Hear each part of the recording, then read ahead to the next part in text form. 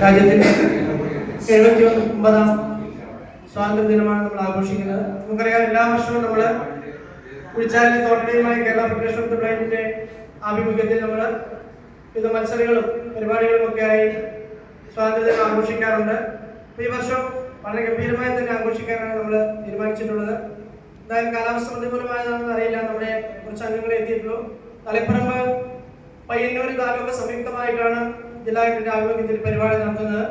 തീർച്ചയായിട്ടും കുറച്ച് ആളുകൾ എത്തിയിട്ട് ഇനിയും ആളുകൾ എത്തിച്ചേരും എന്ന് പറഞ്ഞിട്ടുണ്ട്. പല ആളുകളും പല കാരണങ്ങളാൽ സ്കൂളുകളിലും അവിടെയൊക്കെ പോയി വരാൻ താമസിക്കുമെങ്കിലും എല്ലാവരും വരുമെന്ന പ്രതീക്ഷയിലാണ് നമ്മളുള്ളത്.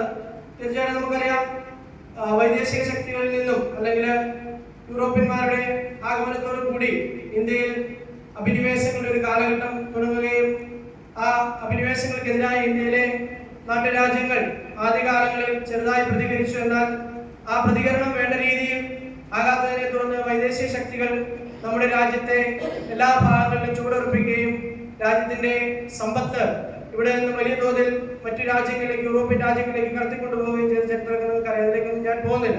അപ്പൊ നമുക്കറിയാം, നമ്മളിവിടെ പ്രധാനമായും ചെയ്യുന്നത് രാജ്യസ്നേഹത്തിന് വേണ്ടി അല്ലെങ്കിൽ രാജ്യത്തിന്റെ നിലനിൽപ്പിന് വേണ്ടി പോരാടിയ ജീവരക്തം കൊടുത്ത നമ്മുടെ മഹാത്മാക്കളായ നിരവധി ആളുകൾ, അവരെയൊക്കെ നമ്മൾ എല്ലാ വർഷവും ഈ സ്വാതന്ത്ര്യദിന ചടങ്ങിൽ അവരെ അനുസ്മരിക്കുകയും അവരുടെ ഭാവന സ്മരണയ്ക്ക് മുന്നിൽ ആദരാഞ്ജലികൾ അർപ്പിക്കുകയുമാണ് ചെയ്യുന്നത്.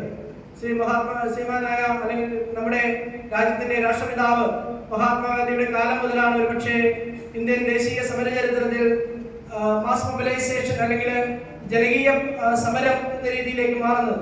857 ആദ്യം ഒരു കലാപം നടന്നു. എന്നാൽ ആ കലാപത്തെ വേണ്ട രീതിയിൽ നമുക്ക് സംഘടിപ്പിക്കാൻ കഴിഞ്ഞില്ല എങ്കിലും നമ്മുടെ രാജ്യത്തിന് ഒരു ഐക്യബോധവും ദേശീയ ബോധവും ഉണ്ടാക്കുന്നതിന് ആ സമരത്തിന് 857 സ്വാതന്ത്ര്യ സമരത്തിന് കഴിഞ്ഞിട്ടുണ്ട്.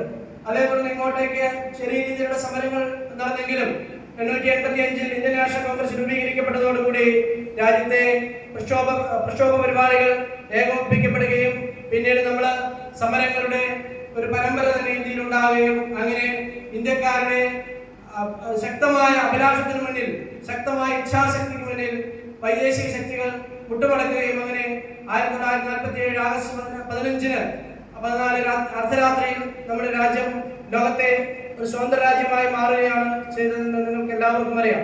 അപ്പോൾ നമ്മൾ ചിന്തിക്കേണ്ടത്, ഇന്ത്യ എന്ന മഹാരാജ്യം അല്ലെങ്കിൽ ലോകത്തിലെ 144 കോടി ജനങ്ങൾ അധിവസിക്കുന്ന ഈ മഹാരാജ്യം ഇന്ന് എവിടെ എത്തി നിൽക്കുന്നു? സ്വാതന്ത്ര്യത്തിന് ശേഷം നമ്മുടെ രാജ്യം എവിടെ എത്തി നിൽക്കുന്നു?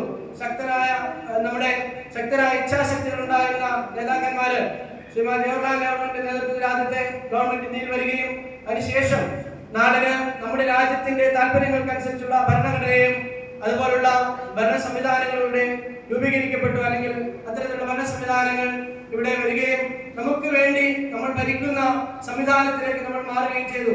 എങ്കിൽ നമുക്കറിയാം, അത്തരം ഭരണം വന്നു എങ്കിലും നമ്മുടെ രാജ്യത്തെ എല്ലാ പൗരന്മാരുടെ അവകാശങ്ങളും ആവശ്യങ്ങളും പൂർത്തിയാക്കാൻ നമ്മുടെ രാജ്യത്തിന് കഴിഞ്ഞിട്ടില്ല.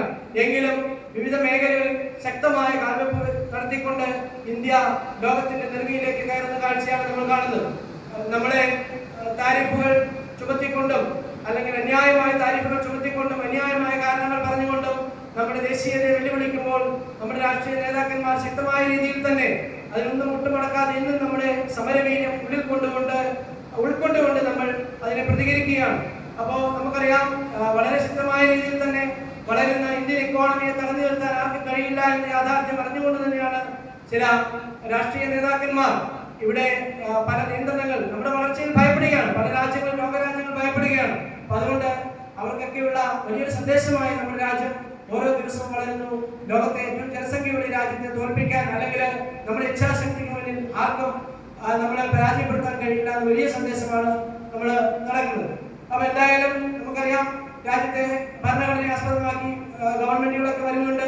എങ്കിലും കാലത്തിനനുസരിച്ച് മാറ്റങ്ങളും അല്ലെങ്കിൽ നമ്മുടെ പല മൗലിക കാര്യങ്ങളിലുള്ള കൈകടത്തലുകളും പ്രശ്നങ്ങളും മറ്റ് കാര്യങ്ങളൊക്കെ വരുന്നുണ്ടെങ്കിലും അതിനെല്ലാം അപ്പുറത്തേക്ക് ഇന്ത്യൻ ഭരണഘടന എന്ന ശക്തമായ നമ്മുടെ അടിത്തറയ്ക്ക് മുന്നിൽ അല്ലെങ്കിൽ അതിൽ അടിയുറച്ചു നിന്നുകൊണ്ട് രാജ്യം എന്നും മുന്നോട്ട് പോകുന്ന വലിയൊരു സന്ദേശമാണ് നമ്മൾ ലോകത്തിന് കൊടുക്കുന്നത്. അപ്പൊ അതുകൊണ്ട് തന്നെ ഇവിടെ മത രാഷ്ട്രീയ ഭേദമന്യേ എല്ലാ ഇന്ത്യക്കാരും സമാധാനത്തോടും സന്തോഷത്തോടും കൂടി ജീവിക്കുമ്പോഴാണ്, അല്ലെങ്കിൽ തൊഴിലില്ലായ്മ എന്ന പ്രശ്നം ഇല്ലാതാകുമ്പോഴാണ് ഓരോ പൗരനും തങ്ങൾക്ക് കിട്ടിയ സ്വാതന്ത്ര്യം അവന്റെ ജീവിതത്തിലേക്ക്, അവന്റെ ജീവിതത്തിന്റെ ഓരോ തരത്തിലേക്കും എത്തുമ്പോഴാണ് സ്വാതന്ത്ര്യം എന്ന നമ്മുടെ സ്വപ്നം പൂർണ്ണമായും പൂവണിയുന്നത്. അത്തരത്തിൽ വരും നാളുകളിൽ ഇന്ത്യ എന്ന മഹാരാജ്യം നാളെ ലോകത്തിന് നെറുകയിൽ ഒരു വികസിത രാജ്യം ആകുമെന്ന സ്വപ്നം നമ്മുടെയൊക്കെ മനസ്സിൽ നമ്മൾ താലോലിക്കുക മാത്രമല്ല, അതിനുവേണ്ടി ഉള്ള അഘോരമായ പ്രയത്നങ്ങൾ നടന്നുകൊണ്ടിരിക്കുകയാണ്. അപ്പൊ അതുകൊണ്ട് അതിനെ പിന്തുണ കൊടുക്കുകയും നമ്മുടെ രാജ്യത്തിന്റെ നിർമ്മാണ പ്രവർത്തനങ്ങളിലും നമ്മുടെ രാജ്യത്തിന്റെ പുരോഗതിയിലും നമ്മൾ ഓരോരുത്തരും ഭാഗവാക്കായിക്കൊണ്ട് നമ്മുടെ രാജ്യത്തെ ലോകത്തിന്റെ നെറുകയിലേക്ക് വരുത്താൻ നമ്മളെല്ലാവരും പരിശ്രമിക്കണം. Kerala federation of the blind ഇന്ന് സംസ്ഥാനത്തുടനീളം ജില്ലാ യൂണിറ്റുകളുടെയും താലൂക്ക് യൂണിറ്റുകളുടെയും ഒക്കെ ആഭിമുഖ്യത്തിൽ ഇത്തരത്തിലുള്ള പരിപാടികൾ സംഘടിപ്പിക്കുന്നുണ്ട്.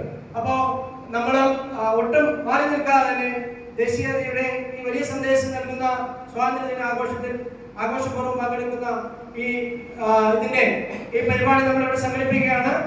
സൂംബ ഡാൻസ് ഉൾപ്പെടെയുള്ള വ്യത്യസ്തമായ പരിപാടികൾ നടത്തിക്കൊണ്ട് നമ്മൾ വ്യത്യസ്തതയുടെ പാതയിലേക്ക് കൂടി മാറുകയാണ്. തീർച്ചയായിട്ടും ഈ പരിപാടി ഔദ്യോഗികമായി ഉദ്ഘാടനം ചെയ്യുന്നതിന് വേണ്ടിയും നിങ്ങൾക്ക് സ്വാതന്ത്ര്യ സന്ദേശം നൽകുന്നതിന് വേണ്ടിയും നമ്മുടെ പ്രിയങ്കരനായ ജില്ലാ സെക്രട്ടറി മുരളീധരൻ ഉണ്ട്. അതുപോലെ നിങ്ങൾ ഓരോരുത്തരും നിങ്ങളുടെ സന്തോഷം അല്ലെങ്കിൽ സ്വാതന്ത്ര്യ സന്ദേശങ്ങൾ പങ്കുവെക്കണം എന്ന് അഭ്യർത്ഥിച്ചുകൊണ്ട് മുരളീധരൻ ഈ പരിപാടി ഉദ്ഘാടനം ചെയ്യുന്നതിന് വേണ്ടി ക്ഷണിക്കുന്നു.